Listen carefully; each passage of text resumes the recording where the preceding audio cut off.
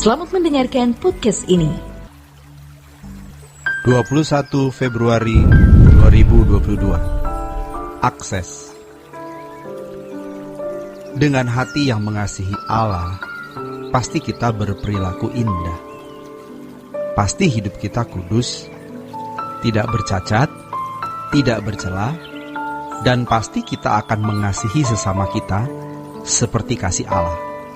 Sehingga kita bisa menjadi wakil Tuhan atau representasi Tuhan untuk menyentuh, menjamah orang di sekitar kita.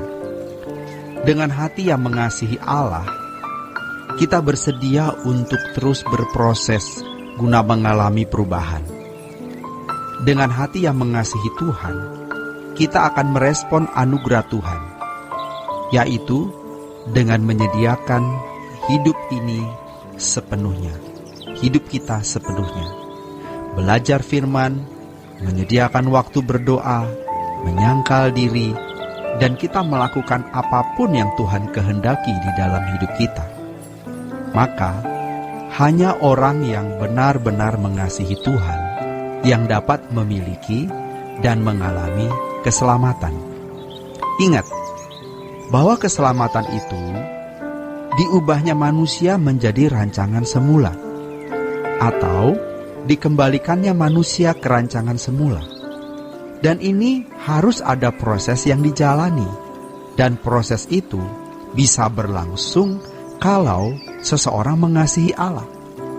Sebab kalau tidak mengasihi Allah, pasti mengasihi dunia. Yesus berkata, "Akulah jalan." Dalam bahasa aslinya, Hados. Yesus adalah jalan. Tentu, jalan itu harus dijalani agar sampai ke tujuan. Keselamatan yang Allah sediakan tidak membuat otomatis seseorang selamat, tetapi Allah menyediakan jalan di mana manusia dapat dikembalikan ke rancangan Allah semula. Kalau seseorang menjalani jalan itu, maka keselamatan yang Allah sediakan bisa dialami dan dimiliki. Jika tidak, maka tidak akan terwujud. Jadi kalau Tuhan Yesus berkata, "Akulah jalan," maksudnya adalah Yesus sebagai sarana untuk mencapai apa yang akan dituju. Namun seseorang harus menjalani jalan kehidupan Yesus, baru bisa mengalami dan memiliki keselamatan. Jangan seperti kelompok masyarakat yang bereuforia, bergembira merayakan dibangunnya jalan dan jembatan yang menghubungkan desa mereka dengan kota. Masyarakat tersebut hanya bereuforia merayakan dibukanya jalan tersebut, tetapi mereka tidak melintasi atau menjalaninya. Mereka tidak pernah melihat karena tidak sampai ke kota. Kalau hanya mengakui dan menerima Yesus sebagai Tuhan dan Juru Selamat, itu belum menjalani jalan tersebut. Inilah yang mengakibatkan banyak orang Kristen tidak mengalami dan tidak memiliki keselamatan. Ingat, ketika Tuhan Yesus berkata, "Akulah jalan dan kebenaran dan hidup. Tidak seorang pun sampai kepada Bapa kecuali melalui Aku." Yohanes 14 ayat ke-6. Ini yang dituju Bapa. Bukan hanya diperkenan masuk surga, melainkan sampai kepada Bapa. Artinya hidup dalam persekutuan dengan Bapa sebagai anak-anak Bapa. Yang standarnya seperti yang dikatakan Tuhan Yesus. Dan bukan untuk mereka ini saja Aku berdoa, ya Bapa, tetapi juga untuk orang-orang yang percaya kepadaku oleh pemberitaan mereka, supaya mereka menjadi satu, sama seperti Engkau, ya Bapa, di dalam Aku, dan Aku di dalam Engkau, agar mereka juga di dalam kita, supaya dunia percaya bahwa Engkaulah yang telah mengutus Aku. Secara komunitas, tetapi juga pasti secara individu ada persekutuan dengan Bapa. Keselamatan adalah jalan di mana anak terhilang dapat menemukan kembali persekutuan dengan Bapa. Keselamatan dalam Yesus Kristus memberi akses untuk menemukan kembali persekutuan dengan Bapa.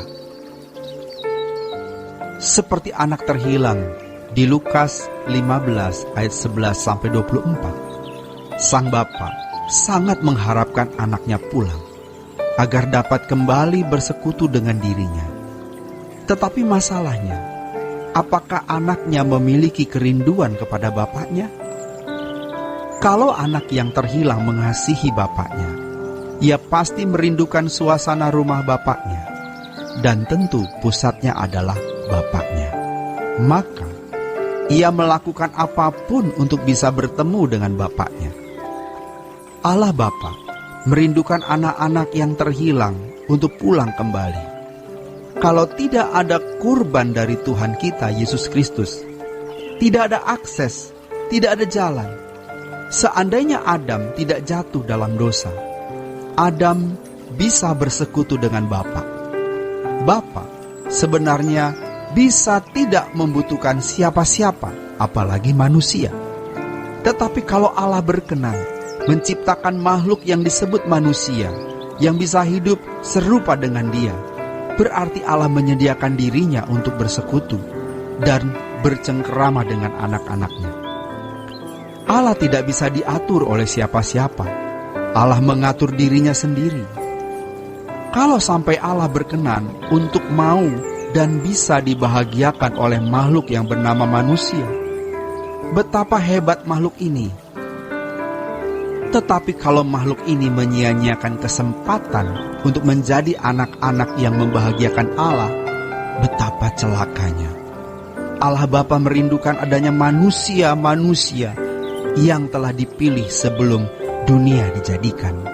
Artinya yang diberi kesempatan untuk menjadi anak-anaknya. Sama seperti anak terhilang, ketika ia bertemu dengan bapaknya, ia harus memberi diri diubah dari keadaannya yang compang-camping dan kotor. Demikian renungan hari ini. Tuhan Yesus memberkati. Sola Gracia.